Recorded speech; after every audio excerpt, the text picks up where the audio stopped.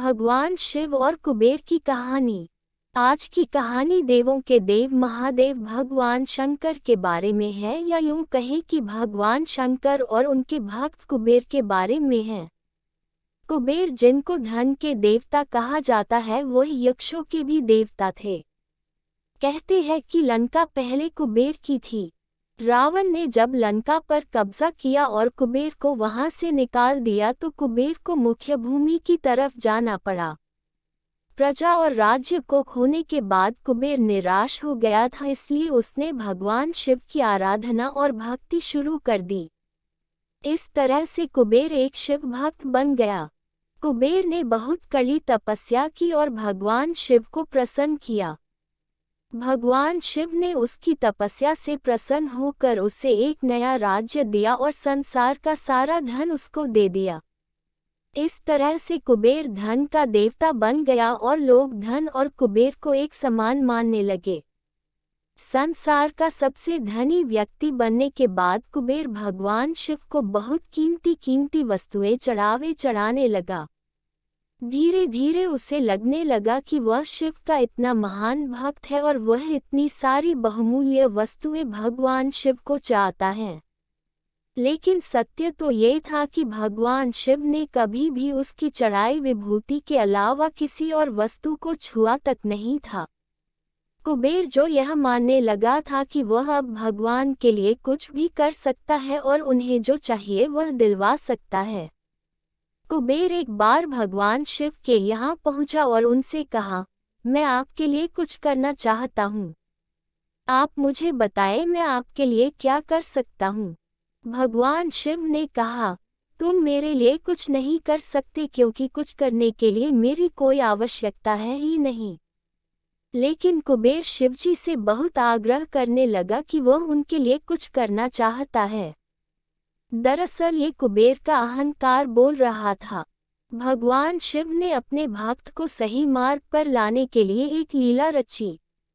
शिव जी ने कहा, देखो कुबेर, मुझे तो कुछ भी नहीं चाहिए। अगर तुम करना ही चाहते हो तो वह जो बालक है, भगवान शिव ने गणेश जी की तरफ उंगली दिखाते हुए कहा, वह हमेशा भूखा रहता है। उसे एक दिन अच्छे से पेट भर कर खाना खिला दो, बस इतना मेरे लिए काफी होगा। कुबेर ने मन ही मन सोचा कि भगवान ने मुझसे मांगा भी तो क्या एक बच्चे को खाना खिलाने का। बस ये सोचकर कुबेर गणेश जी को अपने साथ भोजन कराने के लिए ले गया। शुरू में कुबेर ने अपने कुछ रसोइयों द्वारा खाना बनाकर गणेश जी को स्वादिष्ट खाना परोसा। लेकिन उसने देखा कि गणेश जी खाते ही जा रहे हैं, तो उसने कई सैकड़ों रसोइयों को बुलाकर प्रचुर मात्रा में खाना बनाना शुरू रखा। एक तरफ खाना बनता जा रहा था और एक तरफ गणेश जी उसे खाते जा रहे थे। गणेश जी को इतना खाते देख कुबेर की चिंता बढ़ने लगी। कुबेर ने गणपति से कहा, गणेश जी आप रुक जाए, इतना ज्यादा खाएंगे तो आपका पेट फट जाएगा। गणपति जी ने मुस्कुराते हुए कुबेर से कहा, आप मेरी चिंता मत कीजिए, आप अपना वचन पूरा कीजिए। मुझे भूख लगी है, मुझे खाना खिलाए। कुबेर का अहंकार खत्म करने के लिए गणेश जी ने इतना खाना खाया कि कुबेर का सारा खजाना खत्म हो गया, यहाँ तक कि कुबेर को दूसरे लोगों से भी खाना मंगवाना पड़ा। कुबेर को इस बात का ज्ञान हो गया कि उसके विचार के छोटेपन की वजह से उसने अपने आप को भगवान शिव का महान भक्त समझ लिया था, जबकि सच बात तो ये थी कि भगवान ने जो कुछ उसे दिया है उसी का थोड़ा हिस्सा वो भगवान को दे रहा था। जबकि इस संसार का सारा धन भगवान के लिए एक तिनके भर से ज्यादा नहीं है। उसने भगवान शिव के पास जाकर अपनी गलती की माफी मांगी और उस दिन से उसकी जीवन की दशा बदल गई।